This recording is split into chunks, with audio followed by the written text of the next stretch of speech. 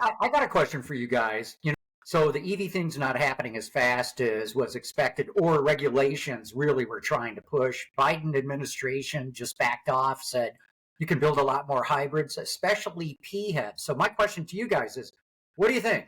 Is the American public going to go for PHEVs or even EREVs? Oh, well, first of all, I don't like the differentiation between EREV and PREV. I think it's like completely pointless because functionally speaking, I mean, from an automaker standpoint, you get rid of the transmission, you get rid of drive axles, you can. But it's the use case on that's true, but it's the use case on the consumer side for how they fundamentally understand how to use it, right? So no one understands the engineering. It's like on the extent, so unpacking two things. One is, Chase, your comment about like the range aspect of it. I think there might be some that argue, okay, well, we've got 400 range trucks now, like the Silverado or something. It's like, well, yeah, if you cram 200 kilowatt hours of battery into something, sure, you can get range, right? I think that, Loren, to what you were just saying, and kind of this whole conversation, and to that point about the mix of what is the fueling option for these models, I think that the people that are looking for range of 300 or 400, whatever it might be, and how we feel like the OEMs have kind of achieved that, at the end of the day, it's not that they're seeking range, they're seeking peace of mind. That's really what people want. And so it's the mix of, do we do that on vehicle side, or we do it on infrastructure side, and how's the blend of that work as we bring those things to market? So, John, to your question about, what does that look like? I think that, again, my 2 cents on the news that came out of Q1 and into Q2 of people that were gravitating towards hybrids more so than electrics. I think that we're seeing that the public is understanding and appreciating the reality around fuel cost, efficiency, and they want that. They're also, to the point of cost of a pure EV, they're like, well, I can't afford 60 grand, but maybe a $30,000 hybrid, sure. So it's a combination of factors, I think, for just kind of like the psychology of it and how people are appreciating where the efficiency aspect is going. As for the PHEV side of it and for plug-in hybrid electric vehicles, I don't necessarily think that it's going to create, we in the industry feel like those are lily pad vehicles, kind of like you get your hybrid, you get your plug-in hybrid, you get your pure electric, right?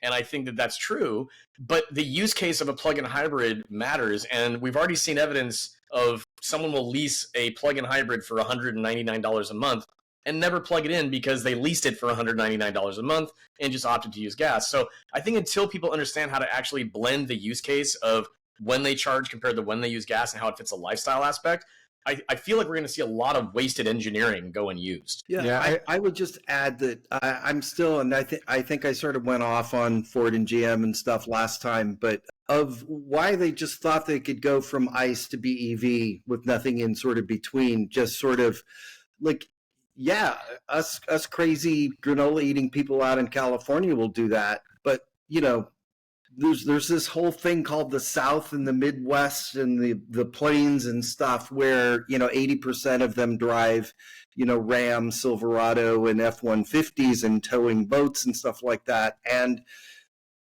plug-in hybrids are the perfect mix for them, like the perfect solution for them until they're ready for BEV. And then hybrids, obviously, like, people hate it when I say this, but I've been seeing a lot of this now on LinkedIn, is like every car should be at minimum a hybrid now, right? Like, let's just let's go from 20 miles per gallon average or whatever it is, 22, 24, whatever it is, to 35. Like, let's just, like, if we want to actually solve the emissions problem, the fastest way there is just like no cars with under 20 miles per gallon. Like, every car should have 30, 35, whatever at minimum, right? Matt could talk about this for hours. It requires zero human behavioral change, right? And, we're at 1% of the 285 cars in the U.S. on the road are fully electric, right?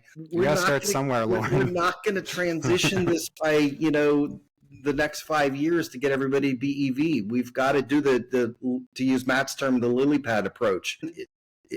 Instead of just going, damn, that guy in North Dakota is not going to buy a BEV till 2035. Let's get him out of his truck that's only getting 14 miles per gallon and get him a one that's got 25, right? We've almost cut 50% of emissions, right? I think to your point, I think one of the things that just the evidence that keeps piling up, in my opinion, from how the auto sector has responded in a lot of these moments is that they've been reactive. I just don't get the sense that there is a lot of proactivity around what does the evolution of their vehicle lineup truly look like to align with emissions focus.